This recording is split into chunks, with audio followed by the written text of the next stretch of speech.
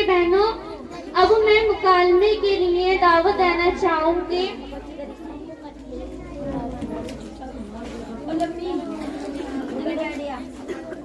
मीना फातिमा, सिदरा, महक, मुस्कान अजीम, शबाना, आसिफ।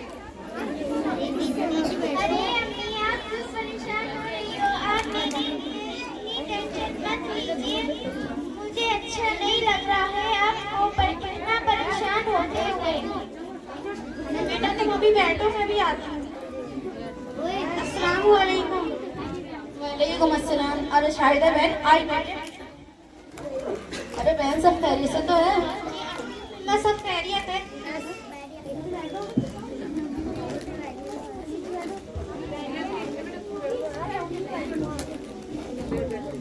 अरे शाहिदा बहन तुम कुछ परेशान लग रही हो, अगर कोई बात है तो मुझको बताओ। अरे बहन क्या बताऊं, अगले महीने मेरी बेटी की शादी है, बस उसी को लेकर कुछ परेशान हूँ। सोचा था अपनी बेटी को ये भी दूंगी वो भी दूंगी, लेकिन अब थोड़ा भी देना मुश्किल है। वैसे ऐसा ही कह रही हो, हर माँ बाप की तमन्ना यही होती है कि अपनी बेटी को सारा सामान दे, लेकिन हालात से मजबूर हो जाते हैं। साजिदा बहन, मैं आपके पास इसलिए आई थी कि आप मुझे कुछ पैसे दे दें, मैं आपको कुछ महीने के बाद वापस कर दूंगी। अच्छा ठीक है, बताओ तुम्हें कितने पैसे की जरूरत है? बस यही 30 या 40 हजार। अच्छा ठीक है, रुको।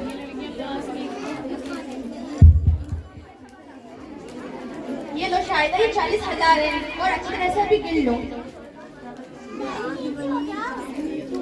जी पूरे हैं। बहुत बहुत शुक्रिया साजिदा बहन, अल्लाह आपको जज़ाया खैर दे। और हाँ, आपको मेरी बेटी की शादी में जरूर आना है। हाँ हाँ बिल्कुल अम्मी, आखिर वो भी तो मेरी बेटी है।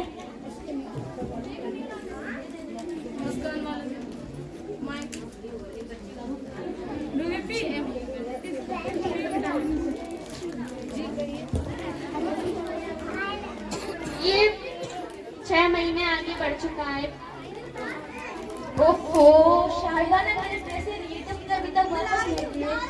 अब तो हदी हो गई, खबर ना कौन रुकना जितना मैं रुक गई। अभी जाती हूँ शाहिदा से अपने पैसे वापस नहीं कराती हूँ।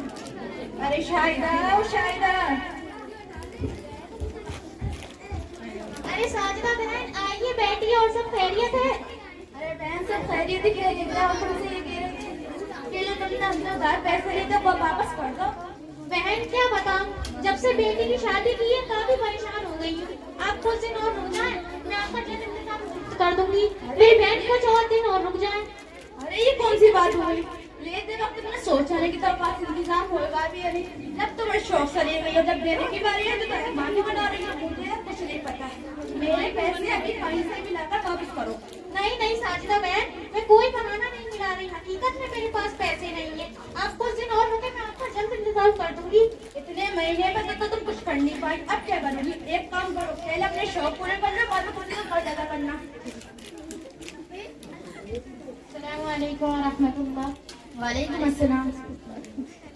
अरे बहन आप लोग किस बात में लड़ रही हैं? अरे आलिमा साहिबा क्या बताएं, इसने अपनी बेटी की शादी में 40,000 उधार मांगे थे, और अब 6 महीने भी हो गए, इसने मेरे पैसे वापस नहीं किए। जब मेरे पैसे मांग रही तो बहाना बना रही है। अब बताइए क्या करें? नहीं नहीं आलिमा साहिबा, मैं कोई बहाना नहीं मिला रही, वाकई मेरे पास इंतजाम नहीं है। आप इनसे कहें कुछ दिन और सब्र कर ले, मैं इनका जल्द इंतजाम कर दूंगी। नहीं नहीं, मुझे कुछ पता नहीं, मुझे पैसे आज कल में चाहिए, मैं इसलिए सब्र नहीं कर सकती। मेरी प्यारी बहन, आपको अपना कर्ज मांगने का मुकम्मल हक है, लेकिन कर्ज मांगने में थोड़ी नरमी बरतनी चाहिए, क्योंकि अल्लाह के रसूल सल्लल्लाहु अलैहि वसल्लम ने फरमाया कि जो शख्स अपना कर्ज मांगने में नरमी बरतता है तो अल्लाह तबारक व तआला उस पर रहम का मामला फरमाते हैं। और एक जगह अल्लाह ताला ने इरशाद फरमाया कि जो शख्स मकरूज को थोड़ी मोहलत देगा तो अल्लाह ताला उसको बरकत अता फरमाएगा। और एक जगह रसूलुल्लाह सल्लल्लाहु अलैहि वसल्लम ने भी फरमाया कि जब तुम किसी को कर्ज दो तो चंद बातों का ख्याल रखो। नंबर 1, अच्छी नीयत से कर्ज दो। नंबर 2, जब कर्ज मांगने जाओ तो उससे थोड़ी नरमी के साथ मांगो। नंबर 3, अगर उस पर इंतजाम ना हो तो उसको थोड़ी मोहलत दो।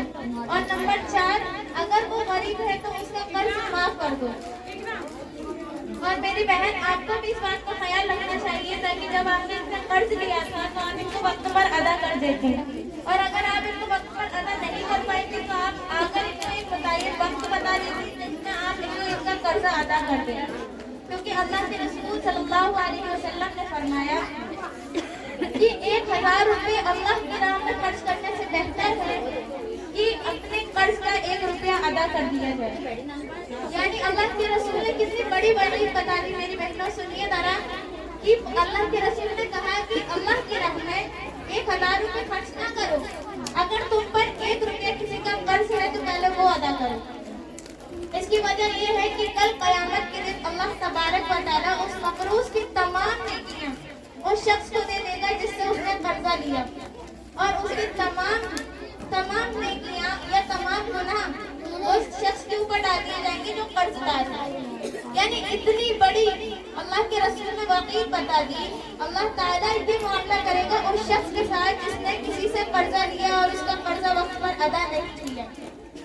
अल्लाह के रसूल सल्लल्लाहु अलैहि वसल्लम ने फरमाया कि मकरूज हमेशा कैद में रहेगा, यानी मरने के बाद भी कब्र में उस पर जन्नत की नेमतें उसको हासिल नहीं होंगी, जन्नत के तमाम दरवाजे उसके लिए नहीं खुलेंगे।